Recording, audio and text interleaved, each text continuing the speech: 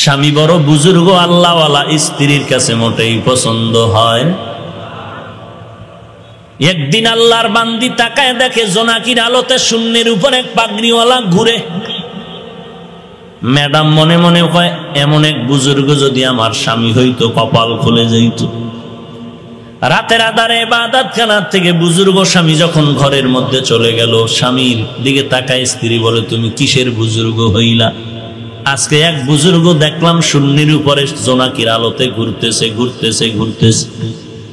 আল্লাহর বান্দা বুজুর্গ বলে, ও সব বিবি তুমি দেখছো নাকি? বলে হ্যাঁ দেখেছি। ভালো করে দেখেছো? বলে হ্যাঁ। বলে মনে যদি কিছু না নাও ঘটনা প্রকাশ করে দিলাম, ওই বুজুর্গই তো আমি ছিলাম। ম্যাডাম কয়, এই জন্যই তো দেখলাম পাও একটা বাঁকা হয়ে আছে। দেখতে নারী চলন বাঁকা। যুবতী মেয়েটাকে যুবক বারবার ডিস্টার্ব করে। সুন্দরী মেয়েটা ডাক দিয়া কয়, রে যুবক কি ক্ষতি করলাম, আমার ডিস্টার্ব কেন করো? কয় কোনো ক্ষতি তুই আমার করো না, এত ডিস্টার্ব কেন করো? বলে তুই এত সুন্দরী কেন? তুই এত সুন্দরী কেন? এটাই তো মুসিবতের কারণ। কওমিরা তো বিরোধিতা কেন? তাবলীগের বিরোধিতা কেন? চরমনায়ের বিরোধিতা কেন? হাফিজুর রহমানের বিরোধিতা কেন? হাটহাজারীর হুজুরের বিরোধিতা কেন? কোনো দোষ নাই, কোনো দোষ নাই। তোমাদের বয়ানে এত লোক হয় কেন? আমগো বয়ানে এত লোক হয় না কেন? 13টা উট জবাই করে কাজ করে ধুইছি স্টেজের পিছে, এরপর লোক পাই না কেন? মাথা গরম। আল্লাহ তাআলা বলেন, ওয়ামান আহসানু কাওলাম মিম্মান দাআ ইলাল্লাহ ওয়া আমিলা সালিহান ওয়া ক্বালা ইন্নানি মিনাল মুসলিমিন।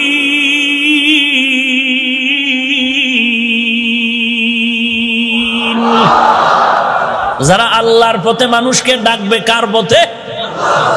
আল্লাহর দিকে মানুষকে ডাকবে। আমার কাছে আসিও না, আল্লাহর দিকে আগায়া যাও।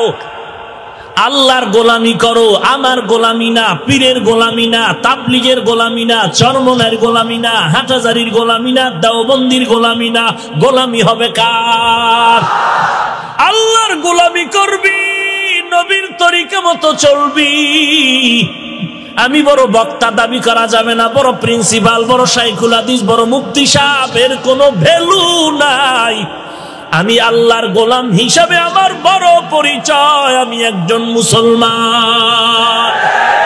মুসলমানি বাওয়াদ গর্দান নেহাদান এনানি খুদ বদসতে খাজা দাদান গর্ব সুরত আদমি ইনসাবুদে আহমদ বু জাহলো হামেক সাবুদে আদমিরা আদমিয়ত লাজেমাস্ত উদরাগর বুনা বশুদ হই জমাস।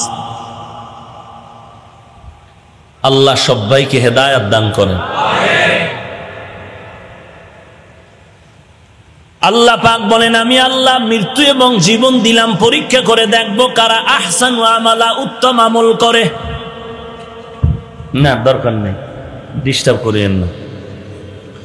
আল্লাহ বলেন আমি দেখব কারা উত্তম আমল করে, ভালো আমল করে। আল্লাহ বলেন না আইয়ুকুম আকসারু আমালা, আল্লাহ বলেন আইয়ুকুম আহসানু আমালা। আমি আল্লাহ দেখব না কে বেশি আমল করে, আমি আল্লাহ দেখব কারা ভালো আমল করে। বেশি আমল না ভালো আমল, কারণ বেশি আমলের দাম নাই। 500 বছরের ইবাদত করনেওয়ালা আবেদ। নবী বলেন হাসরের ময়দানে আল্লাহ বলবেন জান্নাত চাওনি? বলে অফকোর্স। জান্নাত চাই না তো ইবাদত করলাম কেন? বলে কিসের বিনিময় চাও? বলে আমার 500 বছর ইবাদতের বিনিময়ে জান্নাত চাই। আল্লাহ বলবেন ও ফেরেশতা বান্দার একটু সামন দিকে নিয়ে যাও। হঠাৎ দেখবে গরম হাওয়া, জাহান্নামের গরম হাওয়া, গরম হাওয়ার কারণে কলিজা শুকায় যাইতেছে, পানি পানি পানি বলে চিৎকার দেয়। আল্লাহ কয় ফেরেশতা এক গ্লাস পানি নিয়ে বান্দার সামনে রেডি হয়ে দাঁড়ায় থাক। আল্লাহর এক ফেরেশতা এক গ্লাস পানি নিয়ে বান্দার সামনে দাঁড়ায় যাবে আর বলবে আমাকে পানি দাও, পানি দাও, পানি। ফেরেশতা বলবে পানি দেওয়া হবে, তবে এমনে দেওয়া হবে না, কি চাও? বলে আমার এক গ্লাস পানির দাম হলো 500 বছরের ইবাদত। ইবাদতকারী বলবে আমার জীবনটা বাঁচানো দরকার, ইবাদত পরে করলে পারলে করব, না করলে নাই, পানি দাও, তুমি 500 বছরের ইবাদত নিয়ে যাও। 500 বছরের ইবাদত দিয়া বান্দা এক গ্লাস পানি পান করার পরও তৃপ্তি হবে না, বলবে আরো দাও। ফেরেশতা বলবে আরো ইবাদত দাও, বলে ইবাদত নাই। ফেরেশতা বলবে পানিও নাই। আল্লাহর বান্দা তখন চোখের পানি ছেড়ে কাঁদবেন, হে মালিক আমি বুঝতে পারি নাই, ভুল হয়ে গেল রে আল্লাহ, আপনি আমারে মাফ করে দেন। একটা গ্লাস পানির দাম যদি 500 বছরের ইবাদত হয়, জিন্দেগিতে দুনিয়াতে কত হাজার গ্লাস পানি পান করলাম। ও আল্লাহ, আমার ইবাদত দিয়া জান্নাত পাওয়ার কোনো উপায় নাই, আপনার রহমত চাই, আপনার দয়া ছাড়া জান্নাত পাওয়া যাবে না। আল্লাহ বলেন ঠিকই তুমি বলেছো, আমার দয়া ছাড়া কেউ জান্নাত পাবে না। আম্মা জান আয়েশা বলেন নবী আপনি, নবী বলেন আমিও আল্লাহর দয়া ছাড়া জান্নাত পাবো না। নবীরে নবী কে বানাইছেন? কথা বলেন না কেন? নবীর নবুয়ত কে দান করেছেন? নবীজির জিন্দেগিতে যা প্রয়োজন হতো, নবীজি কোন মাজারে গিয়া চাইতেন? কথা বলেন না কেন? কার কাছে চাইতেন? নবী আল্লাহর কাছে ঠেকা নয়, না আল্লাহ নবীর কাছে ঠেকা? আল্লাহ পাক রব্বুল আলামিন বলেন ইয়া আইয়ুহান নাবিয়্যুত্তাকিল্লাহা ওয়া লা তুতি'ল কাফিরিনা ওয়াল মুনাফিকিন। ও নবী, আপনার কোনো গুনাহ নাই, সব মাফ। পেছনেও নাই, সামনেও নাই, মনে মনে ভাববেন তাও মাফ। ইন্না ফাতাহনা লাকা ফাতহাম মুবিনা লিয়াগফিরা লাকাল্লাহু মা তাকদ্দামা মিন যামবিকা ওয়া মা তাআখার ওয়া ইউতিম্মা নি'মাতাহু আলাইকা ওয়া ইয়াহদিয়াকা সিরাতাম মুস্তাকিমা। তারপর আল্লাহ কয় নবী আপনি ভয় করলে আমি আল্লাহকেই ভয় করবেন, আমি আল্লাহরে ভয় করেন, কাফের মুনাফিক বেঈমানের অনুকরণ করবেন না। ওই নবীর প্রয়োজন হলে যদি আল্লাহর কাছে চাইতে পারে, হে মুমিন তুমি কেন আল্লাহর কাছে চাও না? আল্লাহরে কি তোমার পছন্দ হয় না এই জন্য চাও না, নাকি আল্লাহ দিতে পারে না এই জন্য চাও না? যদি বলো না আল্লাহরে পছন্দ লাগে, আল্লাহ দিতেও পারে, চাও না কেন? ভিন্ন কোনো অজুহাত দিও না, তওবা করে তুমি আল্লাহর দিকে ফিরে যাও। এরে নবীর উম্মতের দল, অন্যের দোষটা তালাশ না করিয়া নিজের দিয়ে তাকাও। ডান হাতটা উঁচু করে ডান হাতের শাহাদাত আঙ্গুলটা তাক করে বললা তুই খারাপ, তুই খারাপ, তুই খারাপ। নজরটা আঙ্গুলের নিচে দিয়া দেখো, 3 আঙ্গুল আমাকে বলে আমি খারাপ, আমি খারাপ, আমি খারাপ। তুমি 1 আঙ্গুল দিয়ে আমাকে বলছো আমি খারাপ, আঙ্গুলের নিচে আবার 3টা আঙ্গুল আমাকে বারবার বলে তুমি খারাপ, তুমি খারাপ, তুমি খারাপ। এরে বান্দা, নিজেকে বড় মনে করা কবিরা গুনাহ, অন্যকে ছোট মনে করা কবিরা গুনাহ, কাউকে হিংসা করা কবিরা গুনাহ। এরে নবীর উম্মতের দল, আল্লাহ তাআলা এজন্য বললেন আমি ভালো আমল দেখবো, কে বেশি আমল করছে দেখবো না। তার মানে আমলের মতো আমল একবার করবো, বেশি লাগবে না, কারণ আল্লাহ কয় ভালো আমল। নামাজের মতো নামাজ একবার পড়বো, কি বেশি নামাজের দরকার আছে? বলে নামাজের মতো নামাজ একবার পড়বো, যেই নামাজটায় জান্নাত পাবো। আশেকে রাসূল ভাইয়েরা গান গায়, নামাজ পড়ো মুসল্লি, নামাজের কি রাখো ডর, সেই নামাজ কোথায় তোমার? যেই নামাজে জান্নাত পাবি সেই নামাজ পড়। বেশি নামাজ লাগবে না, নামাজের মতো নামাজ একবার পড়লেই হয়। ও আল্লাহর বান্দা, তুমি কি জানো কোন দিনের নামাজ আল্লাহর কাছে কবুল হয়ে যাবে? না জানার কারণেই তো বারবার নামাজ পড়া লাগবে। নামাজ পড়তেই হবে, বাদ দেওয়া যাবে না। আমার নবী দৈনন্দিন 5 বেলার নামাজ পড়েন, উম্মতের পড়ার জন্য বলেন। অসুস্থ হইয়াও নবী জামাতে গিয়া নামাজ আদায় করেন, নামাজ বাদ দেওয়া যাবে না। জানি না কোন দিনের তেলাওয়াত ভালো বলে কবুল হবে, কোন দিনের জিকির ভালো বলে কবুল হবে জানা নাই। কোন দিনটার তেলাওয়াত ভালো বলে আল্লাহর কাছে গ্রহণ হবে জানা নাই। কোন দিনের দান আল্লাহর কাছে ভালো বলে কবুল হবে জানা নাই। এরে আল্লাহর বান্দা, অতএব এই জন্য দানের হাত বন্ধ করা যাবে না, তেলাওয়াত বন্ধ করা যাবে না। চালাও চালাও। জিন্দেগীর একটা সেজদা যদি আল্লাহর মোহাব্বতের জন্য হয়ে যায়, এক সেজদা যথেষ্ট জান্নাতে নেওয়ার জন্য। জীবনের মোহাব্বতের একটা দানও যদি আল্লাহর জন্য হয়ে যায়, তাহলে একদিনের দান আমাকে অনেক আগায় দিবে জান্নাতের পথে। আল্লাহ এজন্য বলেন আইয়ুকুম আহসানু আমালা, আকসারু আমালা বলেন না। আমি বেশি আমল দেখবো না, ভালো আমল দেখবো। কার আমল ভালো জানা নাই, আমলটা কেমনে ভালো হবে? নামাজ পড়াও তো নেক আমল, রোজা রাখাও নেক আমল, তেলাওয়াত করা নেক আমল। তবে সব দিনের তেলাওয়াত কবুল হবে না, সব সময়ের নামাজ কবুল হবে না, সব দিনের জিকির কবুল হবে না। ওই জিকির, ওই তেলাওয়াত, ওই নামাজ কবুল হবে যেই নামাজ, যেই জিকির, যেই তেলাওয়াত হবে ভালো। এবার ভালোর সংজ্ঞা কি? আপনারা যদি দোয়া করেন, সময় দেন তো আর একটু সামনে আগাবো। থাকবেন না চলে যাবেন? আল্লাহ কবুল করেন। আরো জোরে বলেন।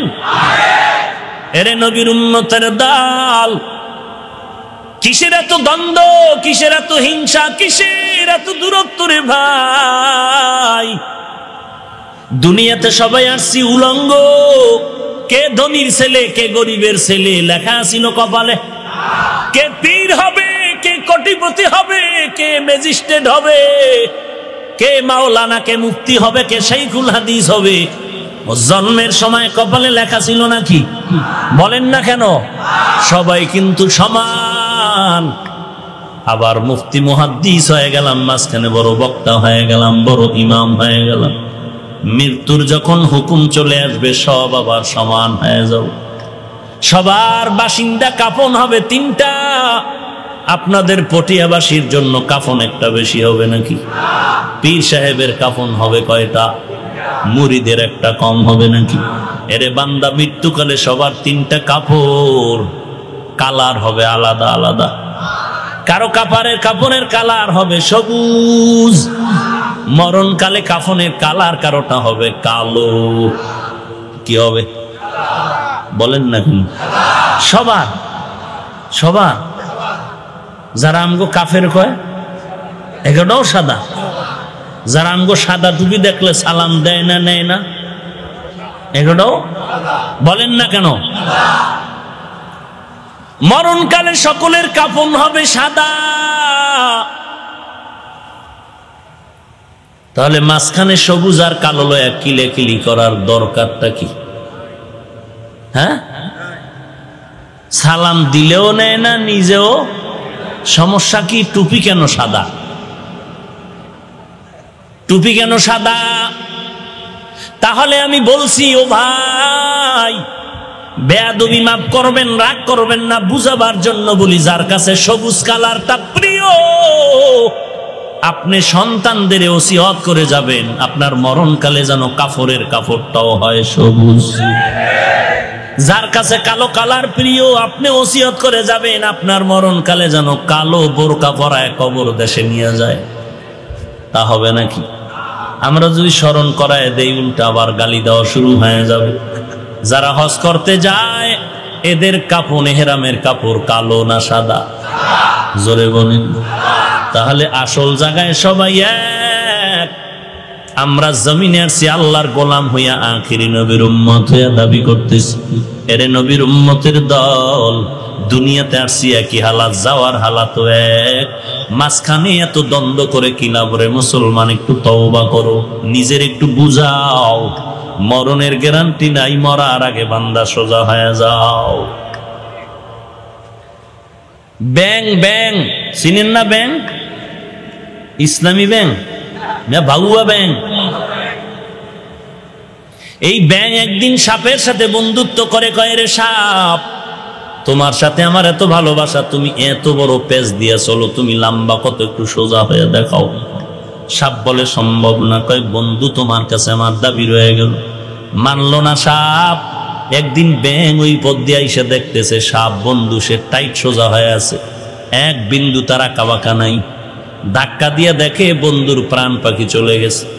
ব্যাঙ ডাক দিয়ে কয় সাপ, এত কলিজার বন্ধু ছিল তুমি আমার, বারবার বলেছিলাম সোজা হা সোজা হা, হইলি না, এখন হইলি, মরার পরে হইলি। পায়ে হাত রেখে বলছি রে মুমিন, নবীর সুন্নতের মালাটা গলায় লাগাও। এই জমিনে আবার নবীজির 23 বছরের সুন্নতের আমল কোন হিন্দু করবে না, বৌদ্ধ করবে না, খ্রিস্টান করবে না, ইহুদি করবে না। তুমি নবীর আশেক, যদি তুমিও নবীর সুন্নতের আমল না করো, বলো নবীর এই সুন্নতের আমল কে করবে? কে করবে নবীর সুন্নতের আমল? নবীর সুন্নতের আদর্শ কেমন সুন্দর! এমন একটা কাজ নাই যেখানে নবীর সুন্নতের নিদর্শন নাই। আঙ্গুলের নখগুলো কেমনে কাটবা সেখানেও নবীর সুন্নত আছে না নাই? মাথার চুলগুলো কিভাবে রাখবা, কিভাবে কাটবা সেখানেও কার সুন্নত? কথা বলেন না কেন? টুপির মধ্যে নবীর সুন্নত আছে। জুতা কেমনে ঢুকাবি, কেমনে খুলবি সেখানেও নবীর সুন্নত। কেমনে পানি পান করবা সেখানেও নবীর সুন্নত। বাথরুমে কেমনে ঢুকবা বের হবা সেখানেও নবীর সুন্নত। আরবের বেঈমানেরা কয় কেমন নবী যে বাথরুমের নিয়ম শিখায়। সাহাবায়ে কেরাম কয় শুধু বাথরুমের নিয়ম না, বাথরুমে গিয়া কেমনে বসতে হবে, পানি কেমনে খরচ করতে হবে তারও নিয়ম শিখায় আমার নবী। এই সুন্নত মানলেন না। চুলের মধ্যে সুন্নত নাই, নখের মধ্যে সুন্নত নাই, টুপির সুন্নত মানলেন না, দাড়ির তরিকা মানলেন না, পোশাকের সুন্নত মানলেন না। নারী নাই, নামাজ নাই, পর্দা নাই, হালাল হারামের ভেদাভেদ নাই। আপনি যদি বলেন আমি এদেশের বড় নবীর আশেক সুন্নি, বলো এ জমিনে বড় বাটপার আর কে হবে? তুমি দাড়ি টুপি বাদ দিয়া সুদ খাইয়া যদি সুন্নি হও, বাটপার কে? বাটপার আমরা টুপিওয়ালারা। হ্যাঁ, বাচ্চা গেল যে আমরা বেদবি করি না। আল্লাহ সব ভাইকে হেদায়াত দান করুন। কয় হুজুর এ নিয়ে টেনশন নাই, এটি আমনেগো দিয়ে দিছি, বুঝেন না? এই যুবক টুপি পরো না কেন? কি দলিল নিয়ে বসে রয়েছে? বলে টুপির মধ্যে কি ইসলাম, না পড়লে অসুবিধা কি? টাটকা ফতোয়া দিয়ে দিল। ভাইজান দাড়িটা লম্বা করেন না কেন? বলে দাড়ির মধ্যেই কি ইসলাম, না রাখলে অসুবিধা কি? পোশাকটা কেন পরেন না? বলে পোশাকের মধ্যেই কি ইসলাম, না পরলে অসুবিধা কি? দস্তরখানে খানা কেন খান না? বলে দস্তরখানের মধ্যেই কি ইসলাম, না খাইলে অসুবিধা কি? সব অসুবিধা কি কয়ে বাদ দিলা, এগুলো কার ভাঙে ফালায় দিলা? এগুলো ওলামায়ে কেরামরা এই সুন্নত গুলো আমল করবে। নবীর সুন্নত গুলো যদি আলেমদের দিয়া থাকো, কপালে লেখ, আলেমরাই জান্নাত পাবে, আর কেউ পাবে না। আর সেই আলেমের বিরুদ্ধে কত ষড়যন্ত্র। মা বাবা সন্তানরে কত আদর করে বড় বানাইলো, সন্তান বড় হয়ে গেল, মা হাঁটা শিখাইছে, খানা খাওয়াইছে, ধরন শিখাইছে, কথা শিখাইছে। সন্তান এখন বড় হইয়া বন্ধু আর বান্ধবী পাইয়া বলে মা চিনি না, বাবাকেও চিনি না। এলাকার ছোট বড় সবাই বলবে তোর মতো কুলাঙ্গার জমিনে আর কেউ হতে পারে না। এই জমিনের মধ্যে আমি হাফিজুর রহমানকে চেয়ারের মধ্যে বসাইছে উলামায়ে কেরাম। মাথায় টুপি পরেছি, উলামায়ে কেরামের অবদান। আল্লাহ চিনলাম আলেমদের কারণে, আব্বা চিনলাম আলেমদের কারণে, মায়ের আদব শিখলাম আলেমদের কারণে, কোরআন শিখলাম আলেমদের কারণে, হাদিস শিখলাম আলেমদের কারণে, পশ্চিম চিনলাম আলেমদের কারণে, কালেমা নামাজ রোজা শিখলাম আলেমদের কারণে। আমার আব্বা আম্মার বিবাহ বৈধ করলো উলামায়ে কেরাম। আমার দাদা দাদি নানা নানির জানাজা বৈধভাবে পড়লো আমার উলামায়ে কেরাম। আজকে যদি সে আলেমকে কোনো বেঈমান বলে চিনি না, ওই আলেম লাগবে না। তোর মতো কুলাঙ্গারে জমিনে কেউ হতে পারে না। মরার আগে ওসিয়ত কর, মরার পরে যেন কোনো আলেম তোমার জানাজা না দেয়, কুত্তার মতো দাফন করে দেয়। এদেরকে চিহ্নিত করুন। যারা আলেম দেখতে পারে না এদের জানাজা কোনো আলেম দিবে না। আল্লাহ সব ভাইকে হেদায়াত দান করেন। রাগ করতেছেন? আল্লাযী খালাকাল মাউতা ওয়াল হায়াতা লিয়াবলুয়াকুম আইয়ুকুম আহসানু আমালা।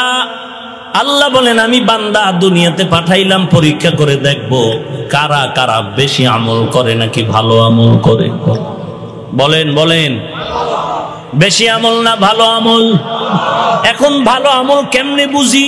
বলে বুঝার উপায় কি? পয়গম্বরের সাহাবী মুআয ইবনে জাবাল রাদিয়াল্লাহু তাআলা আনহু বলছেন, যেই আমলের মধ্যে 4টা গুণ পাওয়া যাবে ওই আমলটা ভালো, ওই আমলটা কবুল হয়ে যাবে, কোনো সন্দেহ। 4 গুণওয়ালা আমল ভালো। সব নামাজ ভালো বলে কবুল হবে না। যেই নামাজের মধ্যে 4 গুণ পাওয়া যাবে ওই নামাজটা কবুল হয়ে যাবে ভালো হিসাবে। সব তেলাওয়াত কবুল হবে না। যেই তেলাওয়াতের মধ্যে 4টা গুণ পাওয়া যাবে ওই গুণের 4 গুণের আমলটা ভালো হয়ে যাবে। 1 নাম্বার গুণের নাম হলো ইলম। কি ইলম?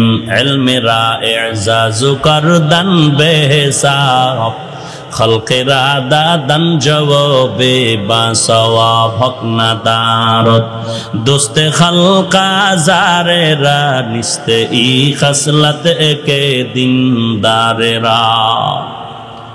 ভালো আমল না বেশি আমল? ভালো আমলের জন্য কয় গুণ? 1 নাম্বার গুণের নাম ইলম। ইলমের দাম কত? কোন ইলম? বলে কোরআন হাদিসের ইলম।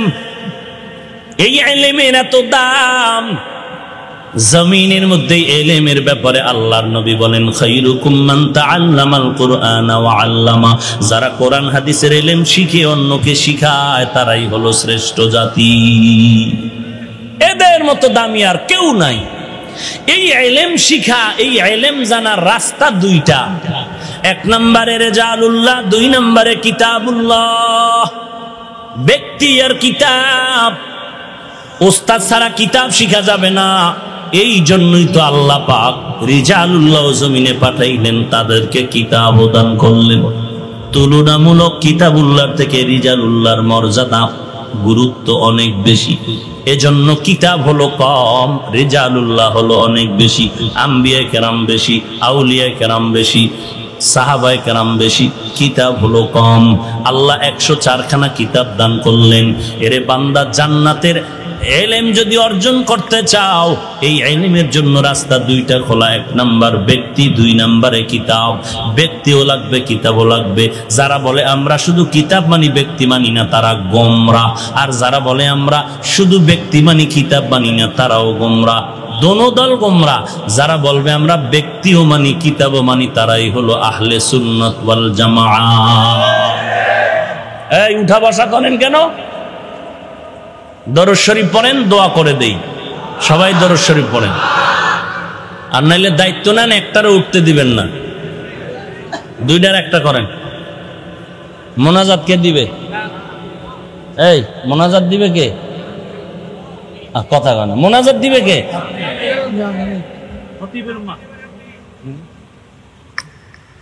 উঠা বসা করলে আমি মোনাজাত দিয়ে দেব। ফালতু কথা বলতে আসছি তো? বৃষ্টি হওয়াই তো বরকত ছিল।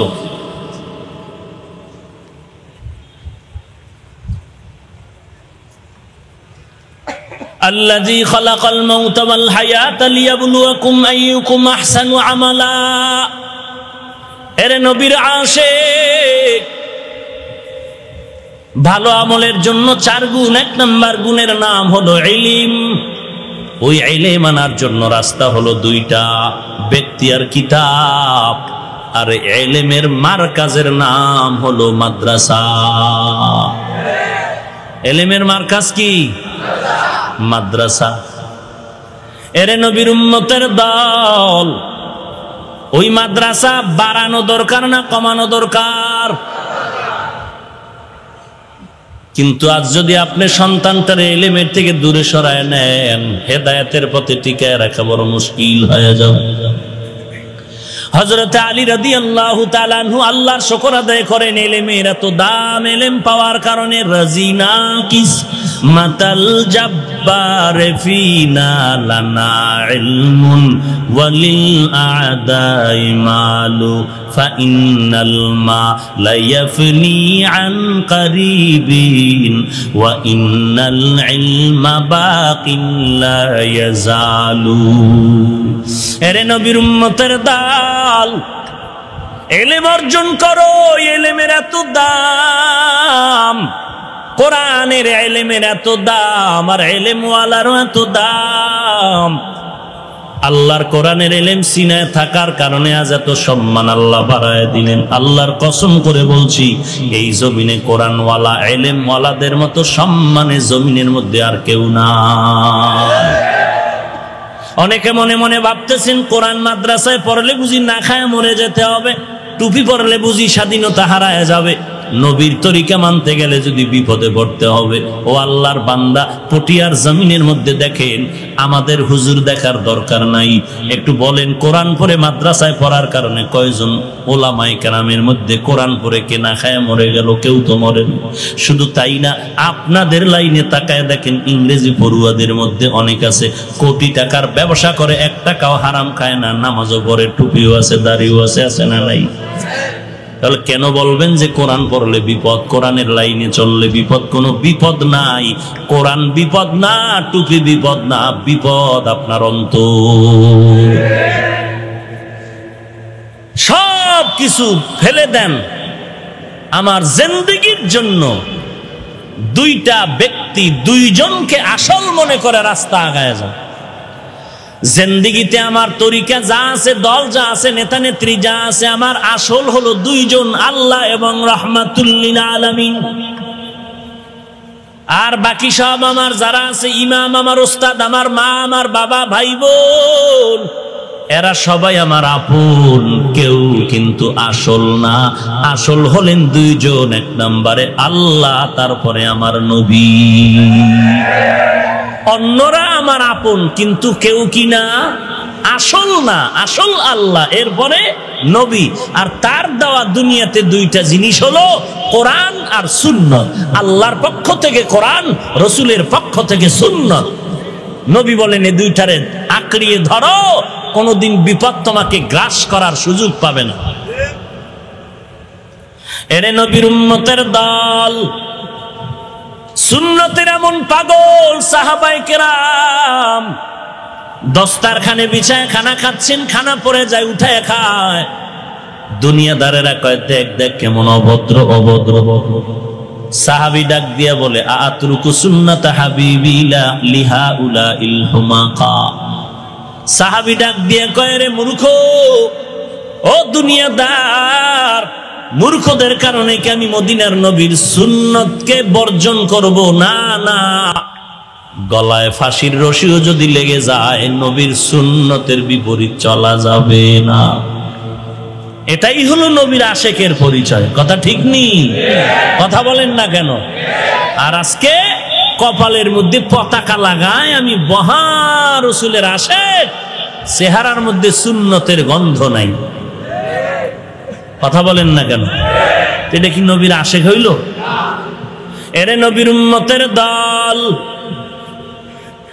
নবীর আশেক সাহাবী হযরত বিলাল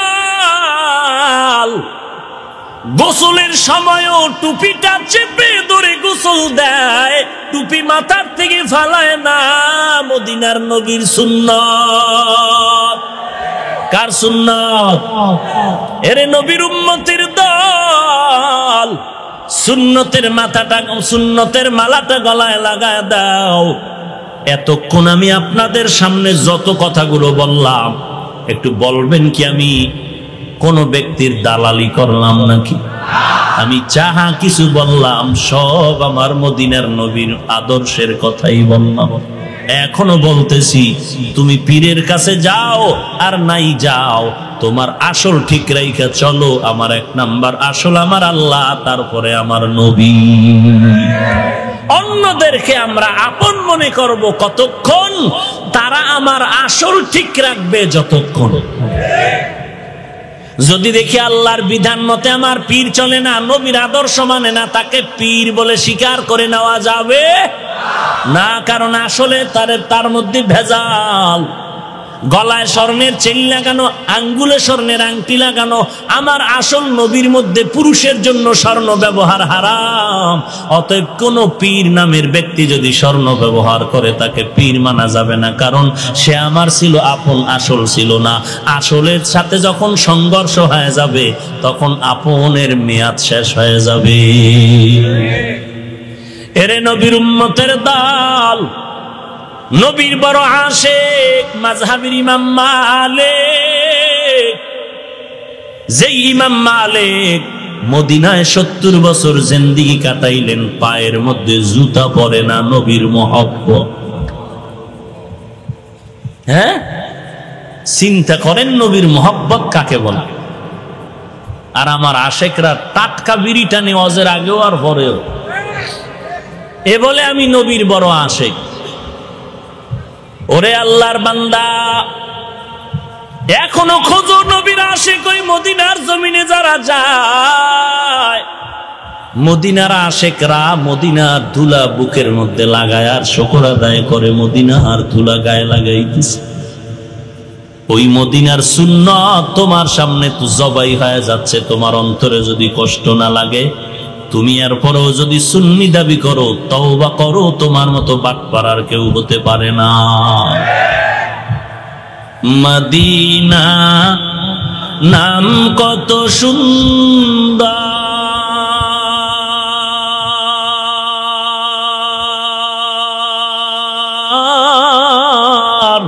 মদিনা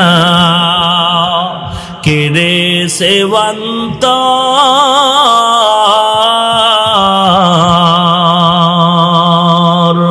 পাখিরি নাই ডানা থাকলে, পাখিরি নাই ডানা থাকলে যেতাম মদিনায়, মদিনা যাইতে পারলাম না, মদিনা দেখতে পারলাম না, মদিনা যাইতে পারলাম না। আমি অসহায় তাই এত দূরে রই, আমি অসহায় তাই এত দূরে রই, শুধু সালাম জানাই, মদিনা যাইতে পারলাম না, মদিনা দেখতে পারলাম না, মদিনা যাইতে পারলাম না। যাইতে চাননি? আশেক যাইতে চাননি? চাইতে যদি চান তো বিড়ি টানবেন ঘন্টায় 30টা। হ্যাঁ, ওরে আল্লাহর বান্দা, যদি জান্নাতে যেতে চাও, নবীর দর্শন লাভ করতে চাও, আল্লাহর কাছে কাঁদো আর বলো, রে মালিক, তুমি আমাকে একবার মদিনা দেখার তৌফিক দাও। যদি মদিনায় যেতে নাও পারি, ঘুমের মধ্যে নবীর সাথে মোলাকাত করাইয়া দাও। ঘুমের ঘরে যেন নবীর সাথে মোলাকাত হয়ে যায়। ধন্য কপাল ওই নবীর আশিকের কপাল, যেই নবীর আশিকের সাথে ঘুমের ঘরে নবীর সাথে মোলাকাত হয়ে যায়। যদি চাও দুফোঁটা চোখের পানি ছেড়ে ভোর রাতে আমার আল্লাহর দরবারে একটু কান্না করি, ও দয়ার মালিক, যেই নবীর সুন্নতের টুপিটা কত সুন্দর, দেখতে ভালো লাগে, নবীর সুন্নতের দাড়ি কতই সুন্দর লাগে, নবীর সুন্নতের পোশাকটা কত সুন্দর লাগে, নবীর আদর্শের দাড়ি টুপি এত সুন্দর, না জানি আমার নবী কত সুন্দর। মদিনা নাম কত মধু,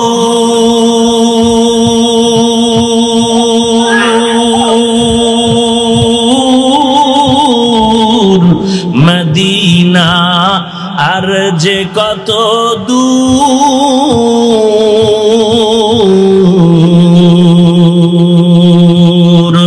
সেই মদিনার পথের ধুলি আমি, সেই মদিনার পথের ধুলি আমি মাখতে পারলাম না, মদিনা যাইতে পারলাম না, মদিনা দেখতে পারলাম না, মদিনা যাইতে পারলাম না।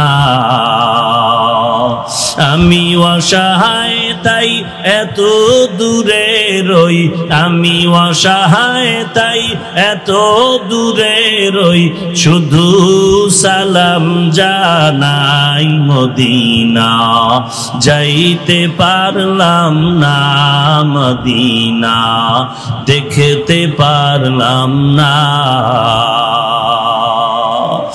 আরো বেড়ে পুবাল হাওয়া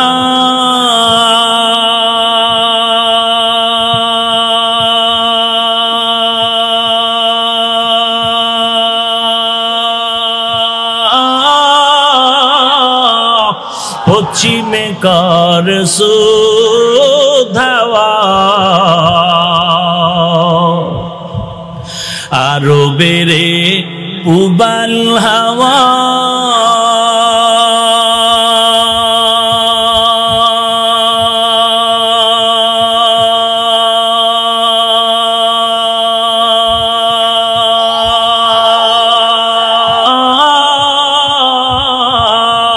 পশ্চিমে করে সুধাওয়া,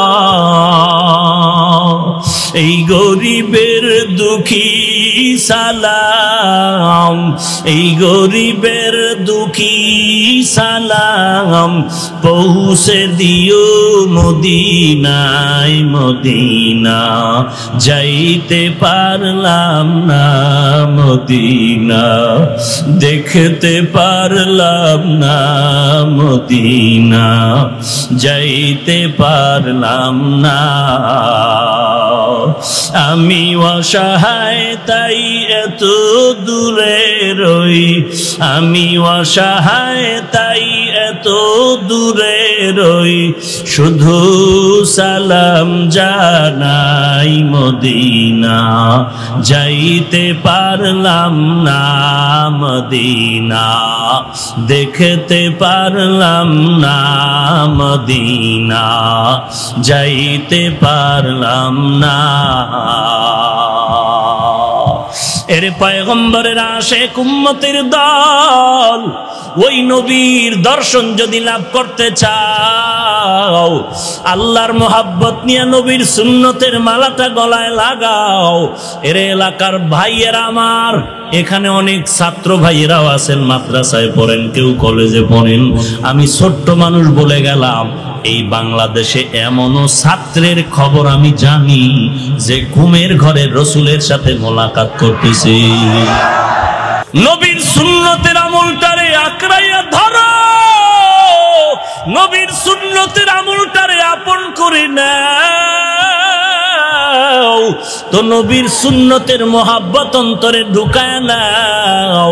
আমার নবীর সুন্নত যত আমল করবা ততই তো নবীর মোহাব্বত রুহানিয়াত পাইবা। নবীর সুন্নতের আমলটারে আঁকড়ায় ধরো। আল্লাহর নবী বলেন দুটো জিনিস আঁকড়ায় ধর, এক নম্বরে কোরআন, দুই নম্বরে পয়গম্বরের সুন্নত। এই দুইটা জিনিস আঁকড়ায় যদি ধরতে পারো, আল্লাহর নবীর দর্শন তোমার ঘুমের ঘরে হয়ে যাবে। এলাকার মুসলমান ও যুবক ভাই, আল্লাহ তাআলা বলেন আমি দেখবো, কারো বেশি আমল দেখবো না, ভালো আমল যার আমি তার দিকে নজর। ওই ভালো আমল যদি নিয়ে কবরে যেতে চাও 4টা গুণ অর্জন করো। আল্লাহর নবীর সাহাবী মুআয ইবনে জাবাল বলেন, যেই আমলের মধ্যে 4 গুণ থাকবে ওই আমলটা আল্লাহর কাছে ভালো হয়ে যাবে। 1 নাম্বার গুণের নাম ইলম। ইলমের এত দাম, ইলম আসবে 2 পথে, 1 নম্বরে ব্যক্তি, 2 নম্বরে কিতাব। আর ভালো আমলের জন্য 4 গুণের 2 নাম্বার গুণের নাম হলো বিশুদ্ধ নিয়ত। ইন্নামাল আ'মালু বিন্নিয়াত। আল্লাহর নবীজি বলতেছেন, বান্দার নিয়ত ভালো হলে ফলাফল ভালো হয়ে যাবে। এই নিয়তের সম্পর্ক অন্তরের সাথে, ঠোঁটের সাথে কোনো সম্পর্ক নাই। অতএব বান্দা নামাজের মধ্যে দাঁড়ায়া নিয়ত পড়তে পড়তে তাকবীরে উলার ফজিলত থেকে বঞ্চিত হয়ে যেও না। নিয়তের সম্পর্ক কলবের সাথে নাকি ঠোঁটের সাথে? সবাই বলেন কলবের সাথে। অতএব ঠোঁট নাড়াইয়া ইমামকে বলবেন না, ইমাম সাহেব বাংলা নিয়তটা বলেন না কেন? কোনো বাংলা আরবি নাই, নিয়তের সম্পর্ক কলবের সাথে। আপনার নবী যদি বলে কলবে নিয়ত করলে হবে, আপনার এত চালাকি করার দরকার কি? আপনার নবী যদি বলে অন্তরের নিয়তই যথেষ্ট, এত চালাকি করার আপনার দরকারটা কি? ভালো আমলের জন্য 4 গুণের 2 নাম্বার গুণের নাম হলো বিশুদ্ধ নিয়ত। নিয়াতুল মুমিন খায়রুম মিন আমালি। বান্দা যদি ভালো নিয়ত করো, আমলের থেকেও নিয়ত করার কারণে সওয়াব। নিয়ত ভালো, ফলাফলটাও ভালো হয়ে যাবে। এরে আল্লাহর গোলাম, জমিনের মধ্যে পয়গম্বর আদম নবী আগমন করলেন। আদম নবীর আগমনের পর জংলার হরিণরা দেখার জন্য গেল, মোলাকাতের জন্য। আদম নবী জমিনে আসলেন, গায়ের মধ্যে পোশাক হলো জান্নাতি গাছের পাতার পোশাক। আদম নবীকে দেখতে গেল জংলার হরিণ। হরিণীরা দেখতে যাওয়ার পর আদম নবী জান্নাতি গাছের পাতার অংশ ছিঁড়ে ছিঁড়ে হরিণদের দিলেন। হরিণরা জান্নাতি গাছের পাতা খেয়ে খেয়ে 3টা নেয়ামত প্রাপ্ত হয়ে গেল। এত ঘ্রাণ জান্নাতি পাতার, 3টা নেয়ামত তারা আলাদা পেয়ে গেল। 1 নম্বরে হরিণদের চেহারা ভালো হয়ে গেল, 2 নম্বরে হরিণের গোশতে মজা বেড়ে গেল, 3 নম্বর নেয়ামত হরিণের নাভির মধ্যে কস্তুরীর ব্যবস্থা হয়ে গেল। হরিণরা জান্নাতি পাতা খায় জঙ্গলায় চলে গেল। যারা এখনো টের করতে পারে নাই যে আদম নবী আসছে, পুরা জঙ্গলটা ঘেরানে মুখরিত হয়ে গেল। হায়াতুল হায়াওয়ানের মধ্যে নিয়তের বয়ানে এই কথা আছে, এই ঘটনা। হরিণরা যাওয়ার পরে এত ঘ্রাণ, দ্বিতীয় হরিণ যারা যেতে পারে নাই বলে এত ঘ্রাণ কই পাইলি তোরা বল? বলে আদম নবী জমিনে আসছে, তাকে দেখতে গেলাম, জান্নাতি পাতা খাইছে, ওই পাতার ঘ্রাণ। দ্বিতীয় দল বলে চল আমরা ওই পাতাকে ঘেরানওয়ালা হয়ে যাবো। দ্বিতীয় দল হরিণেরাও রওনা হয়ে গেল আদম নবীর দরবারে। আদম নবীর দরবারে যাওয়ার পর আদম নবী তাদেরকেও জান্নাতের পাতা দিলেন।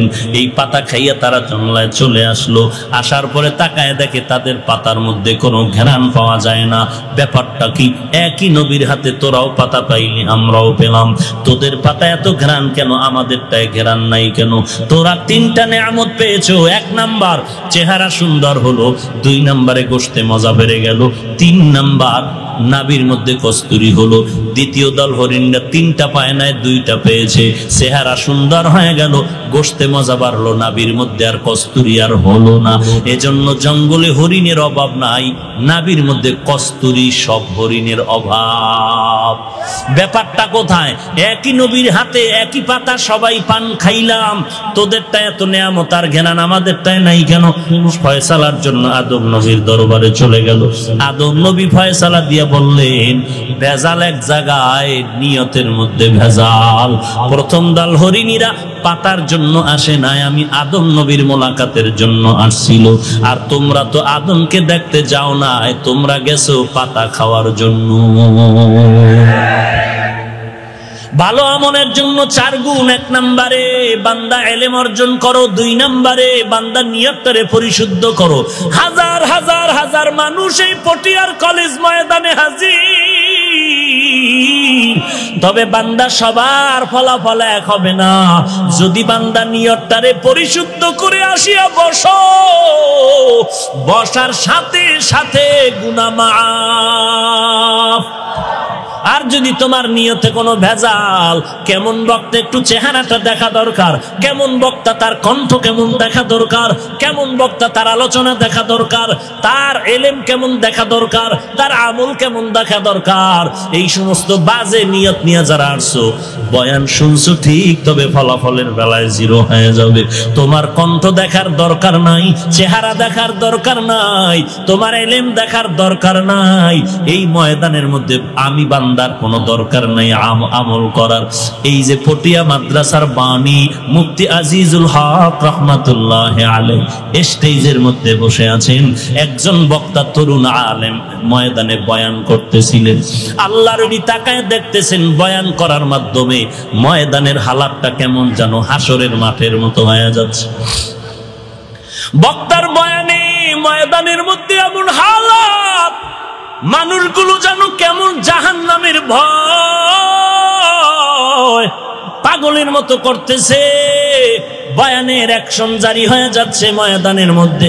পার্শ্বে বসে আছেন স্টেজে কুতুবুল আলম পটিয়া মাদ্রাসার বাণী মুফতি আজিজুল হক রহমাতুল্লাহ আলাইহি।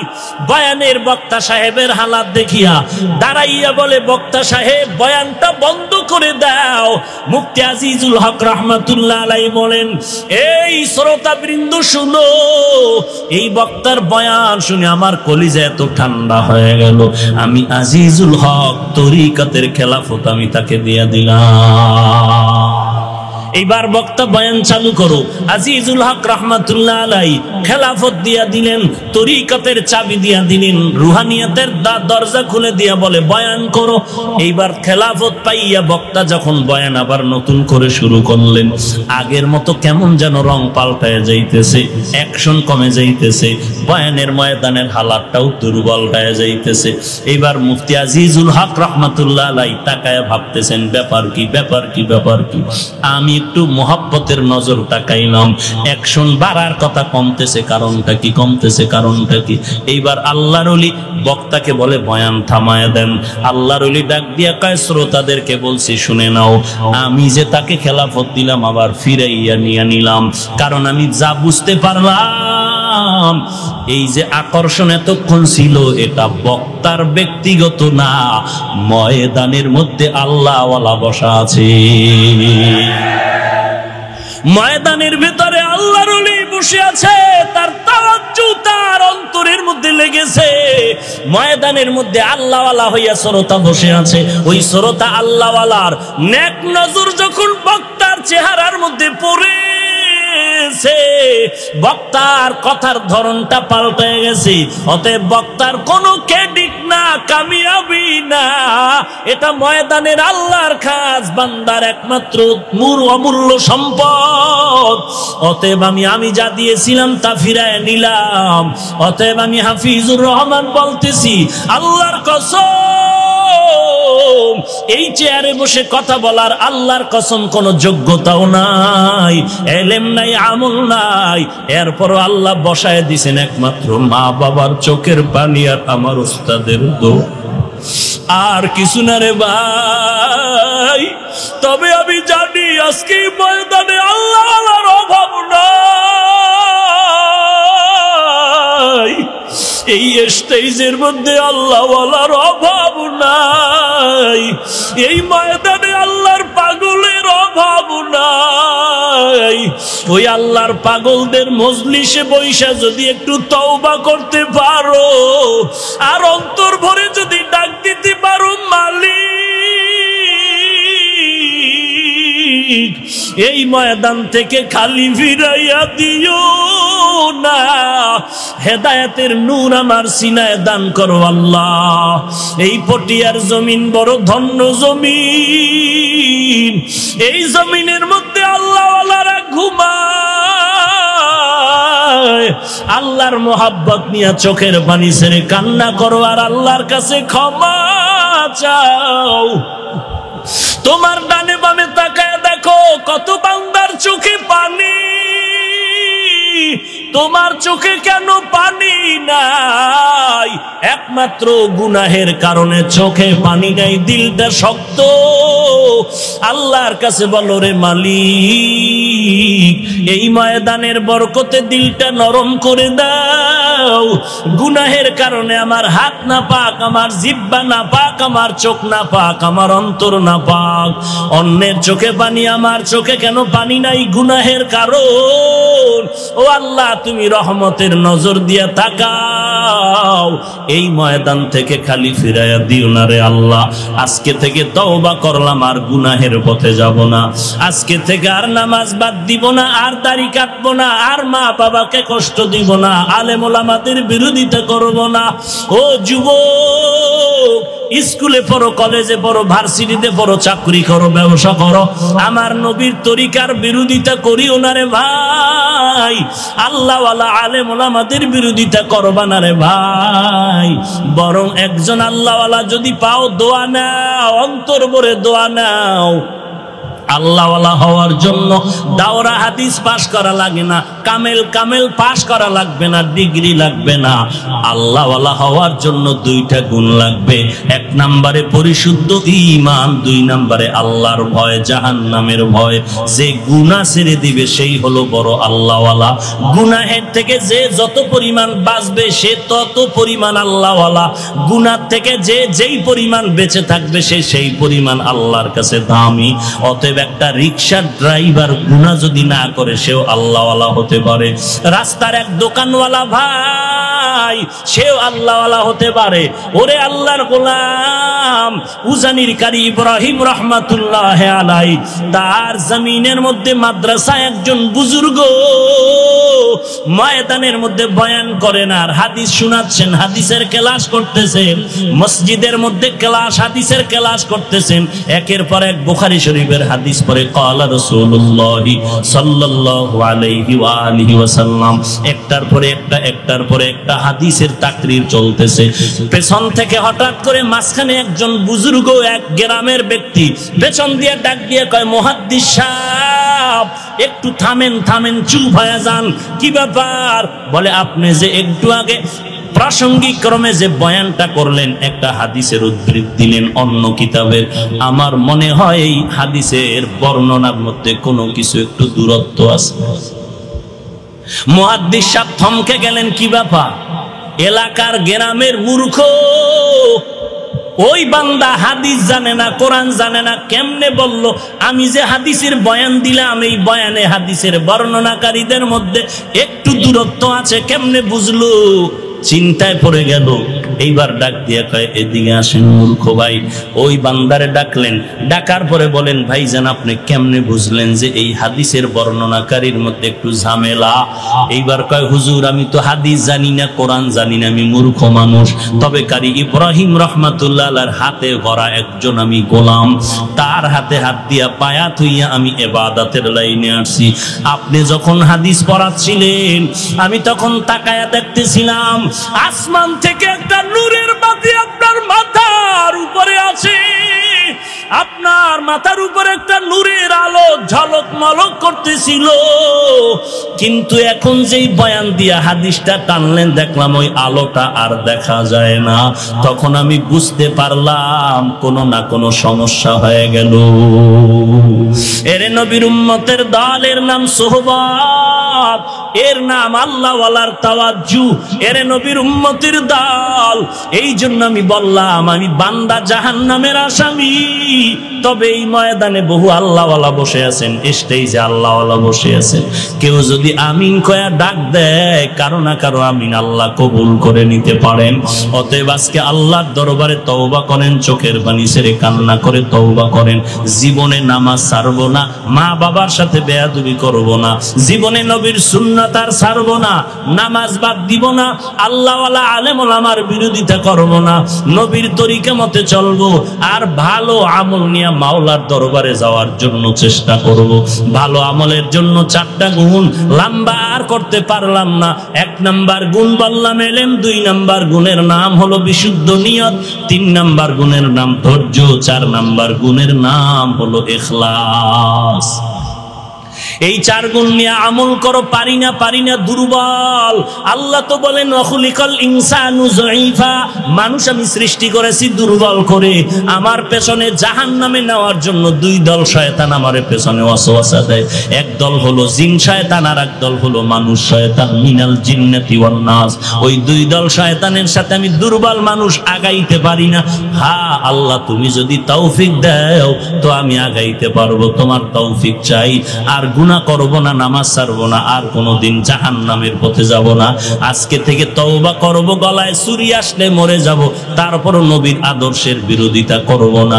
তওবার যদি খাঁটি নিয়ত থাকে, মুনাফিকি যদি না থাকে, খাঁটি তওবার নিয়তে 2 হাত আল্লাহকে দেখায় দাও। আয় আল্লাহ, সবার হাত আপনি কবুল করে নেন, আমাদের তওবা কবুল করে নেন। তওবার উপরে মজবুত হয়ে চলার মতো তৌফিক দান করেন আল্লাহ। আয় আল্লাহ, নবীজির সুন্নতের আমলওয়ালা জিন্দেগি দান করেন। আয় আল্লাহ, আপনার খাস ওলিদের বন্ধু হওয়ার তৌফিক দান করেন। আয় আল্লাহ, 4 গুণওয়ালা আমল নিয়ে চলতে পারি সে তৌফিক আপনি দান করেন। আমাদের তওবার উপরে ইস্তেকামতের সাথে চলার তৌফিক দান করেন। আমিন। আলহামদুলিল্লাহ রব্বিল আলামিন, ওয়াসসালাতু ওয়াসসালামু আলা সাইয়্যিদিল আমবিয়া ওয়াল মুরসালিন ওয়া আলা আলিহি ওয়া আসহাবিহি আজমাইন। ইয়া আরহামার রাহিমিন, ইয়া আরহামার রাহিমিন, ইয়া আরহামার রাহিমিন। রব্বিরহামহুমা কামা রাব্বায়ানি সগীরা, रब्बिरहम्हुमा कमा रब्बयानी सगीरा। बता हमको तेरे राह की तरफ है, तेरे राह पर चला हमको खुदाया। बेगुनाह न गुज़श्त बरमा साअते बाहुज़ूरे दिल न करदम ताअते। या इलाही मुझसे मुझको दूर कर, ताकि देखो मुझ में तुझको एक नजर। या इलाही तू मेरा माबूद है, या इलाही तू मेरा माशूक है। रब्बना ज़लमना अनफुसना व इन लम तग़फिर लना व तरहमना लनकूनन्न मिनल खासिरीन। रब्बना ला तुज़िग़ क़ुलूबना बअदा इज़ हदैतना व हब लना मिन लदुनका रहमतन इन्नका अंतल वह्हाब। रब्बना आतिना फिद दुनिया हसनतन व फिल आखिरति हसना व क़िना अज़ाबन नार। आय अल्लाह ताआला कुदरतेर नजर दिया देखेन, ময়দানের ভেতরে কত উলামায়ে কেরাম হাজির, কত সাদা দাড়িওয়ালা হাজী সাহেবরা হাজির। আমার কলিজার টুকরা ব্যবসায়ী, শ্রমিক, চাকরিজীবী, যুবক, কত ছাত্র ভাই তালিবুল ইলমরা হাজির। পর্দার আড়ালে কত মা বোনেরা হাত তুলেছেন, বসারও জায়গা পায় না, অনেকে দাঁড়ায় দাঁড়ায় দিনের কথাগুলো শুনলেন। ও আল্লাহ, তাকায় দেখেন কেউ টাকার লোভে আসে না, খানার লোভে আসে না, সবাই আপনার কাছে আবদার জাহান্নাম থেকে মুক্তি চাই। আয় আল্লাহ, জিন্দেগিটাকে গুনার কারণে নাপাক করে ফেলেছি রে আল্লাহ। শয়তানের ধোকায় পড়ে আজ আমি জাহান্নামের আসামি। এলাকার মানুষ কত সম্মানের সাথে আমাকে চেয়ারের মধ্যে বসায় দিল, এলাকার মানুষ আমাকে মাওলানা বলে সম্মান দেয়, দেশের মানুষ আমাকে বক্তা বলে কত মোহাব্বত করে। কিন্তু আল্লাহ, আপনি জানেন আমি কত বড় জাহান্নামের আসামি। গুনাহের কারণে আমার হাত নাপাক, আমার জিহ্বা নাপাক, গুনাহের কারণে আমার অন্তর নাপাক। শয়তানের ধোকায় পড়ে গুনাহ করেছি, আজ তওবার দরজায় হাত তুললাম, আর গুনাহ করব না রে আল্লাহ, আর গুনাহ করব না রে আল্লাহ। আমাদের তওবা কবুল করে নেন। দেন, গুনাহমুক্ত জিন্দেগি দান করেন হে মালিক। আয় আল্লাহ আলোচনার ভুল ত্রুটি ক্ষমা করে দেন। আয় আল্লাহ বাকি কথাগুলো সহিভাবে আমল করার তৌফিক দান করেন। আয় আল্লাহ তাআলা কারো হাত খালি ফিরাইয়া দিন না, আয়োজনকারীদের কবুল করে নেন। আয় আল্লাহ সহযোগিতা যারা করেছে কবুল করে নেন। মাহফিলের বরকত এলাকার ঘরে ঘরে পৌঁছায়া দেন।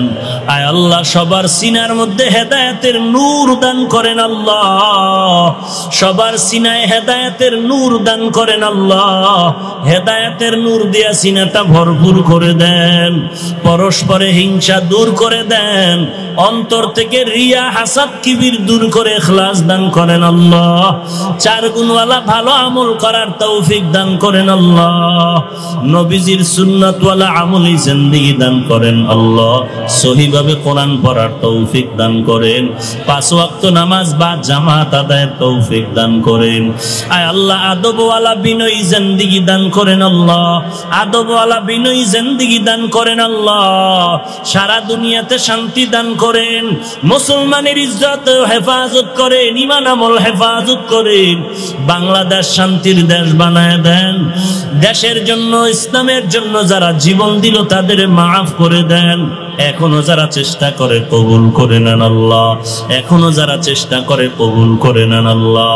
আয় আল্লাহ সকলের দিলের নেক আশা নবীজির মহাব্বতে কবুল করে নেন। আয় আল্লাহ তাআলা ইখলাসওয়ালা অন্তর দান করেন, তাকওয়াওয়ালা জিন্দেগি দান করেন আল্লাহ।